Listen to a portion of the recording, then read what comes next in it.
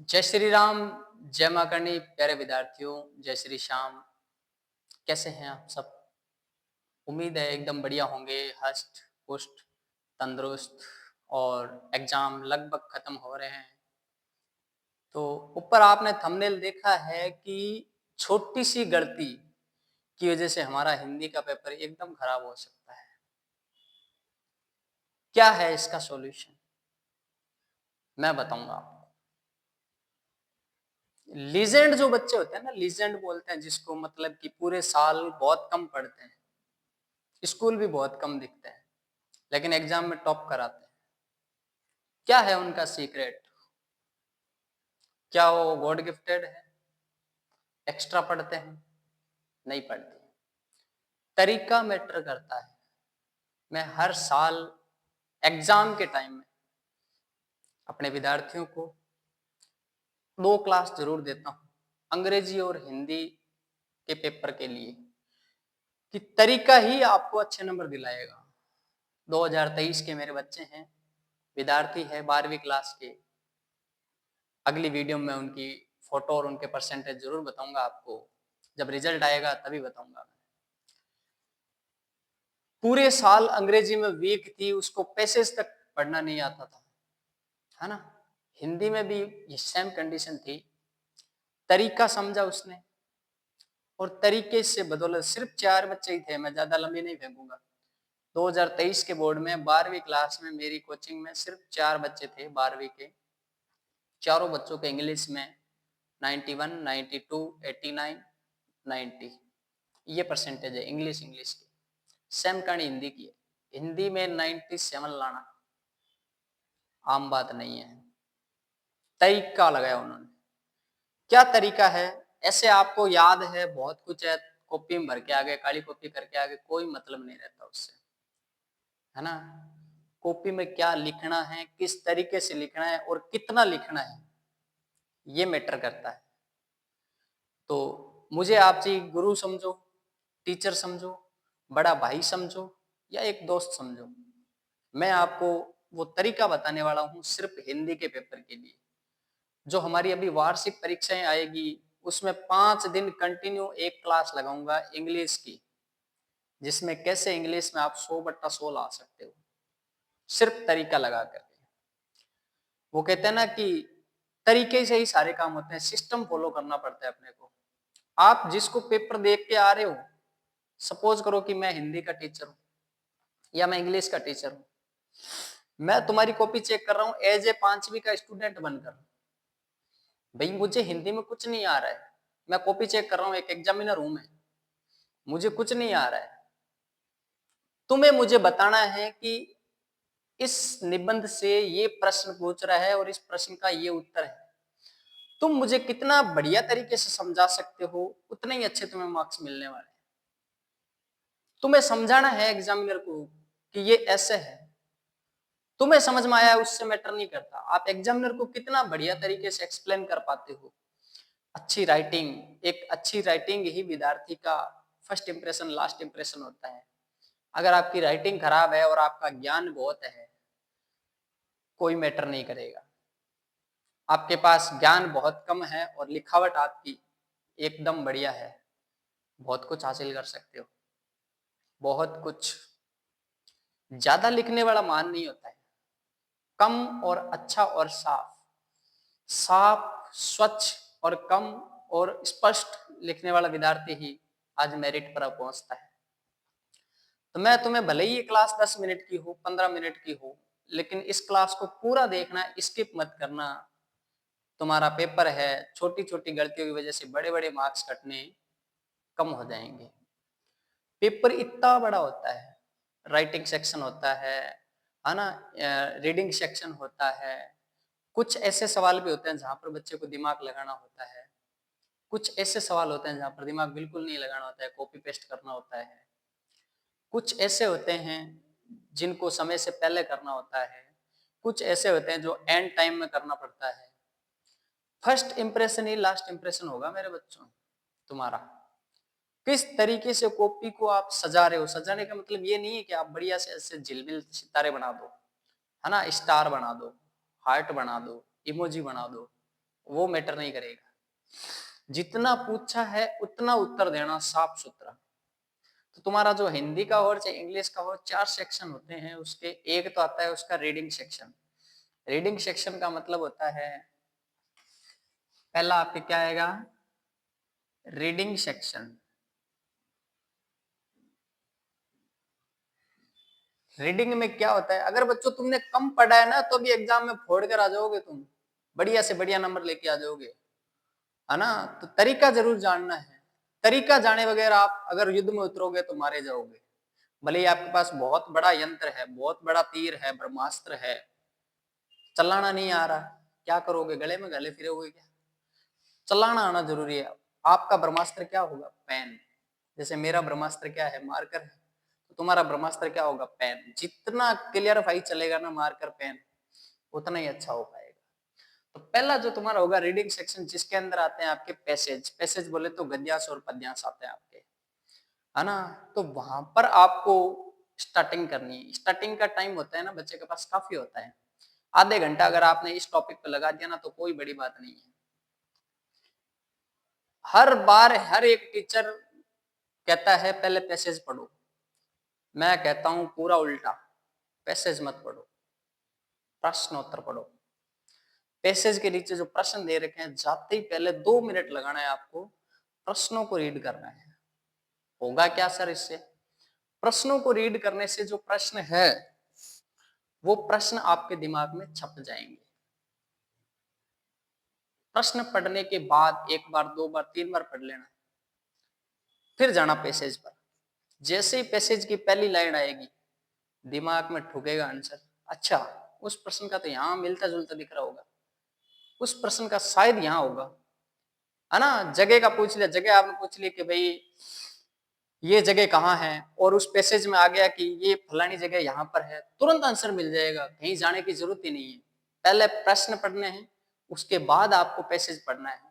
Passage पढ़ने के बाद आपके आंसर चुटकियों में निकलेंगे, ये मेरा विश्वास है ना। हमने एग्जाम दिए हैं, बड़े बड़े एग्जाम दिए हैं, तो थोड़ा एक्सपीरियंस है, तो आपको जानने का फर्ज बनता है। इतना बड़ा भी नहीं हूं कि भाई सब कुछ ज्ञान है, सब कुछ ज्ञान किसी को आना ही नहीं चाहिए, वरना वो रावण बन जाएगा। रावण अपने घमंड की वजह से मरा था, पावर तो उसके पास बहुत थी, है ना। तो अहम भी नहीं होना चाहिए, मुझे अहम नहीं है, मैं आपको बस आगे की सलाह बता रहा हूँ कि बोर्ड में ऐसा ऐसा आपको लिखना है। और मेरी सलाह नहीं है, मैंने 5 सालों का रिकॉर्ड है मेरा, हर साल इंग्लिश और हिंदी में बेस्ट टू बेस्ट बच्चे मार्क्स लेके आते हैं। बच्चे अभी से कहने लगे 12th वाले, सर वो 1 क्लास लगा दो, कहने का अभी नहीं लगाऊंगा, हाफ ईयरली के बाद जनवरी में लगाऊंगा। और उस क्लास, वो रामबाण क्लास होती है मेरी। तो रीडिंग सेक्शन, पैसेज के क्वेश्चन आंसर पढ़ने हैं, फिर आपको पैसेज पढ़ना है। ये तो होगी रीडिंग सेक्शन की बात। अब थोड़े फॉर्मेट की बात करते हैं, यानी राइटिंग की बात। राइटिंग मतलब जहां पर दूसरा सेक्शन क्या होगा आपके, राइटिंग सेक्शन होगा। वार्षिक के लिए ये क्लास बहुत इंपॉर्टेंट रहने वाली है, मैं थोड़ी और रिसर्च करूंगा। आज तो क्या है, थोड़ी जल्दी में बना रहा हूँ वीडियो, क्योंकि 2 तारीख को एग्जाम है और कल शनिवार को मेरी कोई क्लास नहीं होगी, और संडे को भी थोड़े फैमिली वाले के लिए काम है, तो आज ही मैं क्लास ले पा रहा हूँ, है ना। और सोमवार मंगलवार को क्या पता क्लास हो जाए, है ना। आगे का किसने देखा है, एक पांव उठावा एक रियासी को नहीं, है ना। तो मैं आज ही क्लास लगा रहा हूँ इसको, कल क्या किसने देखा है पता नहीं। राइटिंग सेक्शन में आपके आता है, एक तो आती है कहानी, इंग्लिश की बात कर रहा हूँ और हिंदी की भी कर रहा हूँ। कहानी के बाद देखो तो आपके पत्र आ जाता है, पत्र के बाद देखो तो विज्ञापन आ जाता है ना। विज्ञापन हिंदी में है, नहीं तो ईमेल आ जाता है। तो ये कुछ ऐसे भाग आते हैं, स्टोरी, लेटर, पैराग्राफ वगैरह कुछ आते रहते हैं, इनमें आपके दिमाग लगाना है। मान लो कि होली पे आ गया, दिवाली पे आ गया, बहुत सारे विज्ञापन आ गए कि आपको फलानी चीज है उसका विज्ञापन बनाना है, तो उसका हिंदी में पोस्टर बनाना होता है आपको। तो पोस्टर के लिए भी आपको डिजाइन चाहिए, दिमाग लगाना है, क्या हेडिंग डालूं ताकि कस्टमर ज्यादा से ज्यादा अट्रैक्ट हो, क्या उसके अंदर मैटर डालूं ताकि अपन क्या बेच रहे हैं उसको किस तरीके से क्लियरफाई करूं। तो दूसरा जो सेक्शन रहेगा राइटिंग सेक्शन, इसमें आपको दिमाग लगाना है। दिमाग इसमें भी लगाना है, लेकिन इसमें टिप्पणा है, आपको कॉपी पेस्ट करनी है। उत्तर सामने दिया हुआ है, प्रश्न भी दिया हुआ है, उतारना है। जब तक यहाँ आपका 25% माइंड लग रहा है ना, तो यहाँ आपका समझ लेना कि 40% दिमाग लगेगा। इसको भी इसके बाद निपटा लेना। अब ऐसा नहीं है कि इसका एक क्वेश्चन पकड़ लिया और इसका एक क्वेश्चन पकड़ लिया, वो गुड़ गोबर कर दोगे तुम, वहां आते हुए भी कट जाएंगे मार्क्स। एक सेक्शन को पकड़ो, उस सेक्शन के क्वेश्चन करो, फिर दूसरे सेक्शन में घुसो, है ना। पड़ोसी के घर में घुस के ऐसे नहीं करना है, ये वाले क्वेश्चन इसमें डाल दिए, ये वाले इसमें डाल दिए, नहीं। हाँ, इस सेक्शन के क्वेश्चन है उनको ऊपर नीचे कर सकते हो। मान लो कि इसके 5 क्वेश्चन है तो सेक्शन ए लिख दिया, चौथा लिख दिया, फिर 5वां, ऐसे कर सकते हो। लेकिन ऐसा नहीं है कि सेक्शन ए में 5वां, कंफ्यूजन हो जाएगा एग्जामिनर, क्या कर रहा है, कहना क्या चाहते हो, है ना। ये काम नहीं करना है आपको। तरीका, पहला मैंने बता दिया आपको, लिखावट ज्यादा अच्छी नहीं होनी चाहिए, लेकिन हाँ इतनी होनी चाहिए कि आपको कुछ समझ में आ जाए, है ना। जैसे मैंने ये लिखा है तो ठीक है, बहुत अच्छी नहीं है, खराब भी नहीं है, लेकिन समझ में आ रहा है। विज्ञापन लिखा है, अब जरूरी नहीं है कि मैं इस विज्ञापन को लिखने के लिए आधे घंटे तक ऐसे डिजाइन कलाकारी करता रहूं, फर्क नहीं पड़ेगा उससे। सीधा ठीक है, आप फॉर्मल राइटिंग में लिखो, समझ में आना चाहिए, समझ में आपको समझाना है एग्जामिनर को कि भाई मुझे ये ज्ञान है, मैंने ये इसका उत्तर दिया है। कभी कभार ओवर कॉन्फिडेंट हो जाते हैं बच्चे, जैसे मान लो कि जल प्रदूषण आ गया, अरे मेरे को तो जल प्रदूषण आ रहा है, मैं 50 पेज भर दूंगा इस पे, क्या मिलने वाला है, 4 मार्क्स ही मिलेंगे जी, तू 100 पेज भर दे। अगर ऊपर लिखा होता है साहब 200 शब्दों में, 150 शब्दों में, तो 150 और 200 शब्दों का अर्थ जानना जरूरी है आपको।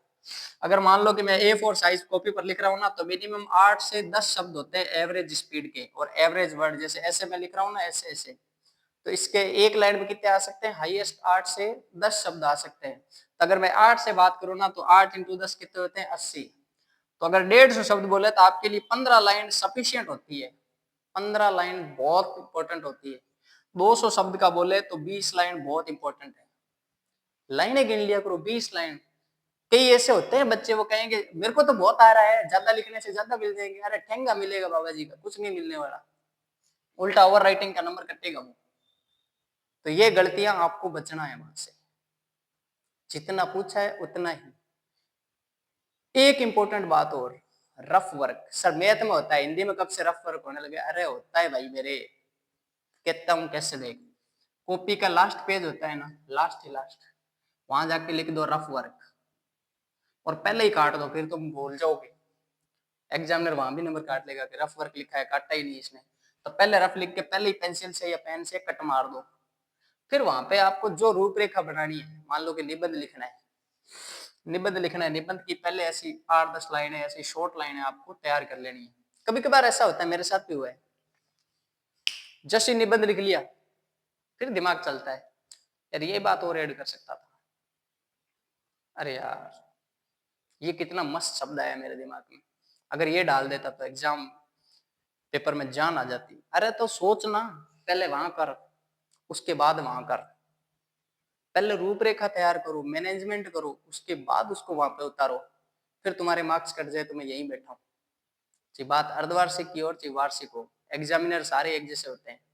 अगर आज मैं भी कॉपी चेक कर रहा हूँ, मेरे सामने अगर मान लो कॉपी एकदम साफ सुथरी लिखी हुई आई है, मेरे पास इतना टाइम भी नहीं है कि मैं हर एक पन्ने को, हर एक लाइन को चेक करूं, लेकिन इतना टाइम जरूर है कि फ्रंट पेज जो आया है ना मेरे पास, उसके तरीका देखो कैसे लिखा है, किस तरीके से क्वेश्चन को समझाया है, तो उससे बच्चे की शक्ल दिख जाएगी मेरे को कि किस तरीके का बच्चा है ये।